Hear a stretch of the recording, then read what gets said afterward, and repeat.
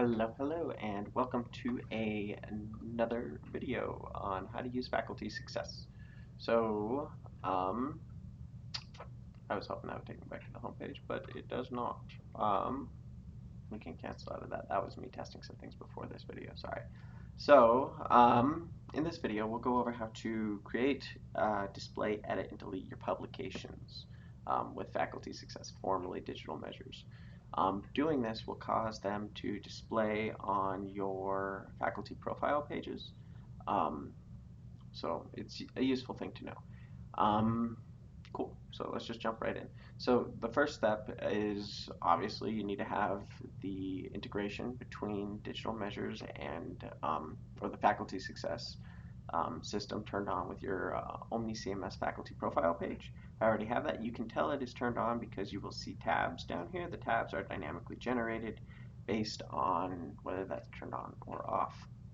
From there, you'll need to go to digitalmeasures.usu.edu and you'll need to log in, authenticate, and then you'll be able to edit your account, your profile in Faculty Success. So I'm only able to edit my own account. I'm not able to edit individual faculty members' accounts. Um, Wish I could, that would be really helpful, but I'm not able to, so you will need to be responsible for your own faculty success, your digital measures account. And that's a good thing because, I mean, you want to be responsible for getting tenure and stuff, right? You want to have control over that. You don't want to be relying on someone else to input your data correctly for you. That's ridiculous, especially for something as important as tenure, right? So to add a publication, you're going to go under this header, Research and Creative Endeavors, and you're going to find this publication/intellectual contributions link. We're going to click that, and then you can see I have some in here from before when I was testing, kind of goofing off. But to create a new one, you're going to go to Add New, giant blue button at the top, and if you just go ahead and click Save, this will show you all of the fields that are crucial, that you absolutely have to have filled out in order to even add something. But there's one more field that's really important that a lot of people skip. So let's go ahead and add this. So we need to pick a type. Now some of these types have been it's been decided that they are not as important as some of the other ones, and so they don't show up on faculty profile pages. That was a decision that was made by the provost office, by the AAA office, the Office of Analysis, Assessment, and Accreditation, and also Central IT when they set up this integration. This is a university-wide system. That it's not something that I can individually change for our college or anything like that. And I mean, I can't even edit individual faculty members' accounts. So you'll need to go in and do that. And it's set up the way it is because that's how it needs to be for the whole university. If that's a problem for you, you're going to need to work with the provost office, the AAA office, and central IT. Um, just that's just how it is. Sorry. Um, Not much. There's nothing I can do about that. So abstract though is a type that is important enough or dedicated enough that it'll show up on the actual page. So we'll just continue from there. We're gonna go with, was it peer reviewed? We're gonna go with no, because why not? Current status, I don't know, we'll go with published, I guess. Title, I'm not feeling too creative, so we'll say a good title, I guess. I don't know, or a title, maybe just a title. Community engagement, just a yes, no. Pick the one that is appropriate for you. If you don't know what that means, there's these little helpers, these little icons that you can click on, and they'll give you a little pop-up window that has some more information. So make sure to take advantage of those wherever they are. And then you get to this drop down. Now this is where a lot of people start getting mixed up, and this is where some important things are. So when you're first creating a new publication, this will be open for you, which makes it really easy to see and stuff. And then you can see too that there's this important field that you need to pick a thing for. We'll just say author. But there's another really important field that's optional that if you don't click, it's not going to display on your faculty profile page. And that is this post record to website. You need to select a value in here. If it's blank, it's not going to show up on your website, on the faculty profile page. It just won't. Also, if you click no, do not post, it's not going to show up on your faculty profile page. You need to click either yes, standard record or yes, priority record in order for the publication to display on your faculty profile page. This is the thing that most people get tripped up on, and when we start editing that'll make a little bit more sense too, because it gets a little tricky. This, for whatever reason, the faculty success system has decided that it needs to hide this section with this little toggle drop down, and that ends up creating quite a few issues. I think it's maybe got something to do with the fact that this is a dynamic field and that there can be more than one author. I don't know.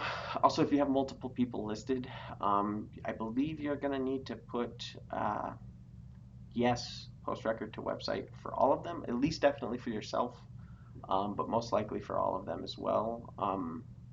There's some complications, some nuance there. Also, this field is so often forgotten that one of the first things I'll always have us do when you reach out to me and saying, hey, my publications aren't pulling through, that happens, I'm going to ask you to go to the publication in question, find this drop down, open it up by clicking on it, and then send me a screenshot. And this is the first thing I'm going to be looking at, is if this post record to website is filled out, because a lot of people forget it because it's just kind of buried, it's kind of hard to see, and it's not as important as the other stuff, and it doesn't have an asterisk and it's not required. But this is where most people get tripped up. So double check that, and then we can carry on. From there, there's these other fields, you know what to do, fill them out as appropriate for yours, for your current publication. And then we get this section, right? And it looks like there's 4 required fields, but there's not. It's 1 required field from at least one of these. Now, I already said that this one was published, right? So we will fill out this published. I'm just going to pick January, because why not? And then I need to give it a year. Once I have done that, the other fields go away. If you fill in the wrong one or something like that, you might have to create a new record, just because this faculty success system has a tendency to really hold on to some old data. I don't know why. It is a software service that the university pays for, so yeah, again, I'm not able to edit that, so you'll have to kind of work around that. But that's what's going on. So you'll need to pick one of those, and then those are the most important and required fields. If I go ahead and save that, then I will see that I just added that abstract with a title. I can go back to my faculty profile page, and if I refresh the page, that'll show up under my publication. So I can see this one that I just added, right? This 2023 abstract. So,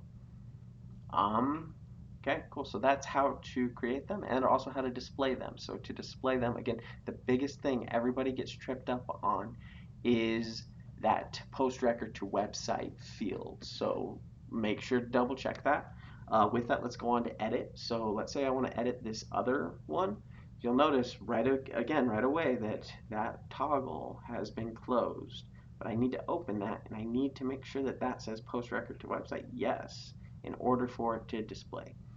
Other than that, though, editing, just make whatever your change is. I don't know, maybe the title changed and it's the best title. I don't know. Again, not feeling too creative. And maybe now it's been peer reviewed or whatever. And you make the other edits as needed. Maybe you had another translator or collaborator on it and you need to add them there. Go for it. In fact, here, let's go ahead and add a translator. I am not sure who to add. Let's see if I can just add myself as a translator. I don't know. Cool. And then I'm going to leave the second one blank, and let's actually see what happens. Okay? We'll do that together, a little bit of experiment, and then we'll leave the rest kind of the same. I will save that, and we will go back to the page, our faculty profile page. I will refresh the page, so that way the changes can take effect. And then I will go to other, and I can see that those changes have gone in, the best title, and also it looks like it only needs to know for yourself as the author, or maybe it's only for the author, that you need to put the post record to website as yes, standard record. If you leave all of these blank, it will not show up. If you set all of these to no, do not post, it will not show up. If you set some of them to yes and some of them to no, I don't know. It might do some weird things.